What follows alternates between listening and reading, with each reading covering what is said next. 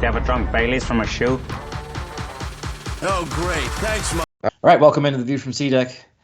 After our rage is now out and our angst of Ohio State, we don't have to worry about it anymore, but we will still preview the championship games for this week. And we don't have to talk about a lot of games. And our Dyerwolf, our man who's hitting 66%, goes 4-1 again. He's gone 4-1 4 out of the last 5 weeks, which is insane.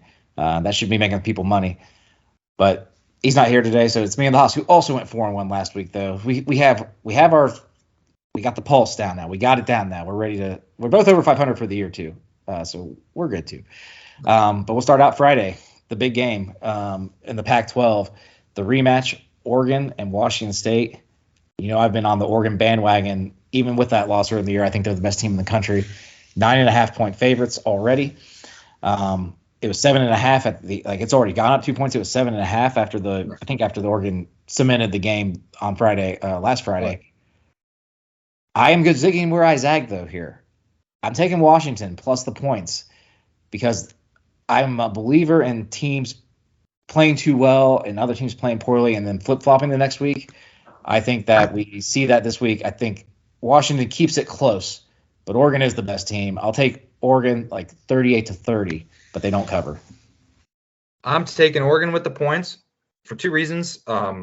Since that game, I'd say Washington has plateaued, and Oregon has been going up. However, a counter argument to that is Washington's probably played the toughest stretch of games out of anybody in the country, and that is taxing.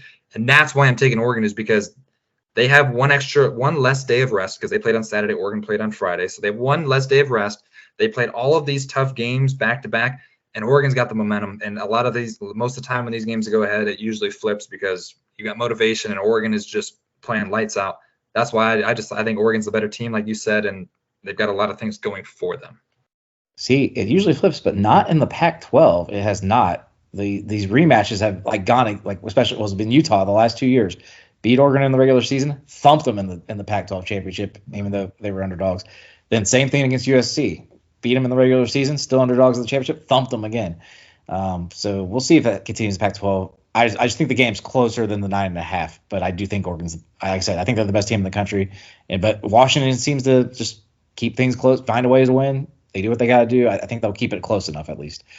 Then we move on to the Saturday games, and we'll start off with the big noon game, Big 12 championship, Texas and Oklahoma State. All three of us picked this game in some manner, but three of us picked something different. Casey had Washington as well for the game yesterday, the Dyerwolf's delight. I'll let you start off with this one here. What do you see with Texas looking to go ahead and secure their spot? I think they should be secure in the playoff if they win. No, not a chance in how that will happen. I'll fight you to the grave on that, but I'm taking the over in this game as one of my picks because Texas, time and time again this year in big games, their defense doesn't show up, and I think Oklahoma State can put up some points. I still think Texas will win, but I think this is a shootout towards the end. But Texas is not in. They need Florida State to lose because you're not going to put in a one-loss team over an undefeated champion. And I don't care that they struggled against Florida. That's a rivalry game, and they will have beaten a Louisville team. You're going to put Florida State in over them all day long. Yeah, but who's the fourth team? Oregon, Washington, Michigan, and Georgia. Oregon and Washington both? No. The winner of that game, Michigan, Georgia, and Florida State. Yeah, Texas needs help. You're right. Yeah, Texas needs help. They do need help. I forgot about Florida State there. I don't know, man. But Florida State doesn't look good. Maybe that's a rivalry game. They still won by like 9 points. They still have a very dominant team all around. You're probably right there. I have Texas minus 14. Usually these games, the championship games, the team that's playing for the most, it dominates the other team. Oklahoma State has lost 45-3 against UCF. They lost 29-0 against South Alabama. They are not a good team. Basically, their only big win was against Oklahoma, but it happened to be the team they got tied with at the top of at the 7-2 in the conference. So it worked out for them to get in. 14 is a big number, so I don't think they're trying to sway anybody one way or the other for a championship game. But I think Texas rolls them because I just don't think Oklahoma State's that good. But I think I like your over under there. Something like 42-21 sounds right. Yeah, 55 is way too low to me. The game that we're all in agreement upon here, which is kind of scary, is the big game of the week. Georgia and Bama. I always had Georgia -5. Both teams played way down to their competition last week, which to me means I don't think either team comes out and lays an egg. I just think Georgia's the better all-around team. I think Bama has the only game that's really impressive is in their streak. I think is the LSU game. So I'm never them basically shutting out Jaden Daniels down the stretch is impressive to me. But other than that, they're just too up and down on offense. Their defense is good, but it's not like elite. Georgia is playing elite on both sides of the ball up until this game last week, which is like after the 4-game stretch they had, that was pretty difficult. An easy letdown in a rivalry game on the road. Yeah. Very explainable. They won't have it back-to-back weeks. I'll take Georgia by 10. Yeah, I'm thinking Georgia big. They were missing Brock Bowers against Georgia Tech. Like I said, I also think rivalry, you throw everything out the window. You can't judge anything on those. I don't care what rivalry, who you're ranked. It's going to be a tough game. They were missing Brock Bowers. They probably maybe played the toughest stretch with Washington. They played Missouri, Ole Miss, Tennessee, back-to-back, and your rival. That catches up to you. So a little letdown game. They play Bama now. These programs know each other very well. They're the better all-around team, Georgia. I think they're going to be a heavy betting favorite for the championship game. Give me them by 15 points. Oh, yeah. I mean, Georgia, Oregon is what I want. They're the two best teams in the country. I have little doubt of that. Now, if we'll see it, Matt, maybe or maybe not. Louisville and Florida State. We all three picked this, and all three picked something different as well in this one coming at night. But this is an easy one to be on any side of the ledger. Louisville lays an egg last week and drops one at home where they've been so good all year to Kentucky. And Louisville had a chance, I think, to backdoor their way in. I really do. I think they had a chance to, but obviously that's gone. Florida State, 3.5-point favorites. I took the under in this game. Florida State's offense did struggle last week obviously they're going to after losing the star quarterback. Louisville's offense isn't that great. I've watched them all year. For some reason, they played a lot of weird days. I've watched them play like a Friday night game against NC State. I watched their game against Notre Dame. I watched some of their Kentucky game. Yeah, they're just not that good on offense. I think Florida State, it's similar score to the Florida game, like something like 24-21. I don't think I would like the points to lay the points, but yeah, I'm with you. I think though, Florida State -3.5, 24-20. I'll say Knowles, and they probably do make it in over Texas. You're right. Damn it. Yeah, I'm taking Florida State with the points. I just think even though they lost their quarterback, they still have two of the best receivers in the country. Good running game. They're better in the trenches than Louisville. When you see these games like Ohio State, when they play teams that are good, but we have a recruiting advantage. We have the better talent. I think they should win. Maybe it'll be closer, but I still think 10 to 11 points they win by. Yeah, and Dyerwolf has Louisville +3.5.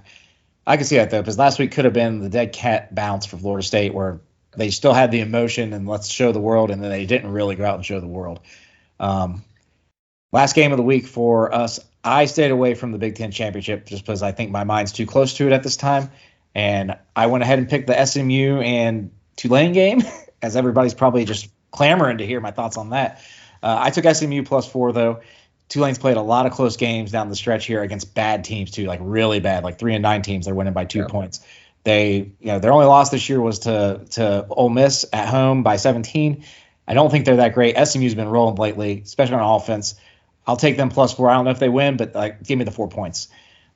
Any thoughts on that game, Haas? Nope. Staying away. I'm pretty much have all rooting interests out of the college football world other than just watching good teams, and those aren't good teams to me, so I'm not going to even care about the game. Smart man.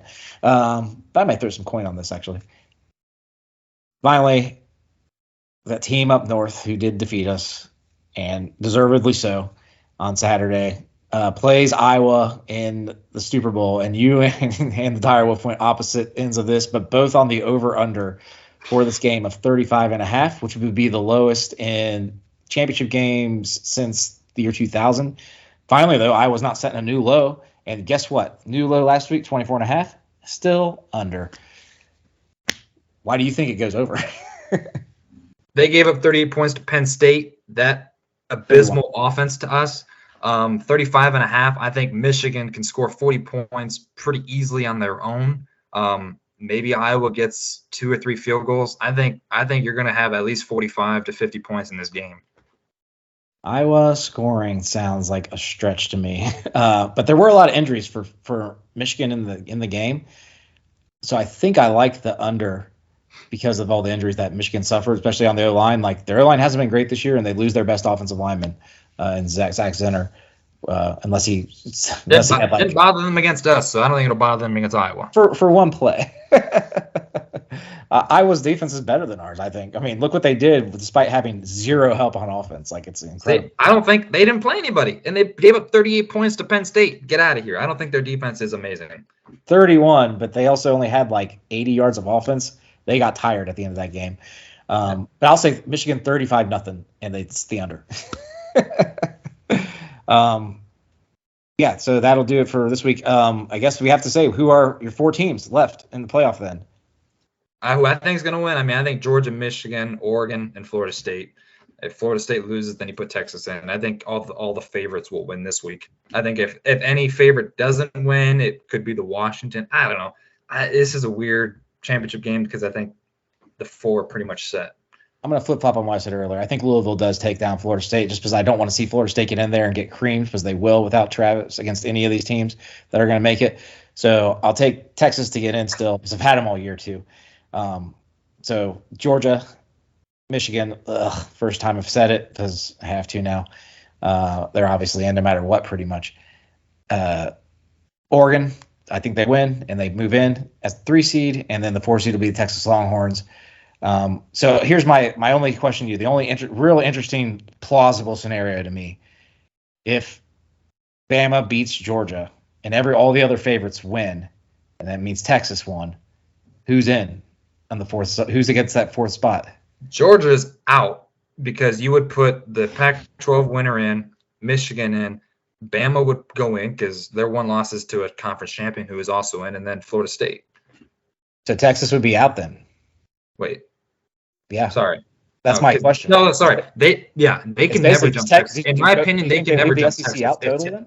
Yeah, if Texas can't get in, if Texas isn't in, Bama's not in. Bama will never jump Texas in my eyes, unless if Texas loses. I agree. That should not happen, because the tiebreaker, they're both the same. Games matter. I don't care when they happen. Yeah. They beat you at your place. By 10. It was not even that close of a game. And you didn't look good against Auburn. You haven't looked amazing the whole year. You're not in if Texas isn't in. You need a lot of help, Bama. But that means they're leaving 2 1-loss SEC teams out. It almost seems impossible. But do you think what if Florida State wins, say, an ugly 17-16 game? They're in, undefeated champion. They're in, and they beat LSU, who is a good win to Bama. Like, they beat LSU too. So sorry, they're in. They beat LSU by more, by 21. Yeah. So you have Florida State. They're all. Yeah. I think it's pretty straight, cut, and dry. The only scenario I think that is tricky is if the doomsday scenario happens with us. You have Texas loses, Florida State loses, and the favorites win. So Georgia's in, Michigan's in, Oregon beats Washington, they're in. Then it comes down to Washington or us. And I think Washington gets the nod because you can't knock them for losing an extra game. So what if Washington wins again, though? If Washington wins again, then Oregon's out. 2 losses is out. All right. So then we get in? Then we get in, yeah. If all those other teams are in, yeah, because then Oregon has 2 losses to a team that's already in. You can't put Oregon in. I'd say you're right. I'd say that's exactly how it has to go for us to get in. And like I said, it's not happening. Go play Georgia again. Yeah. I don't like it. I know. It's like last year. I didn't think the same thing, but we got motivation. I don't know. Not happening. We don't have CJ Stroud though. I thought CJ had it in him to maybe pull that, but I didn't think he would actually do it. But he did it. But I knew he had the ability to do it. McCord does not have that ability to do that. He's not. We're losing that game by 2 touchdowns at least. All right. Well, that'll do it for this week, for this season, for our previews, our gambling pods. We'll do a big bowl blowout special where I'll bring in some my own rankings that I used for these bowl bets that are hit about 70% of the time. So I'd like to share that this year. But for the Haas, for the Dyerwolf somewhere out there cleaning himself up off the road that he jumped into traffic, I'm just Matt. And we'll see you guys next time. Hey, guys. Oh, big gulps, huh? All right. Well, see you later. A rich man's world.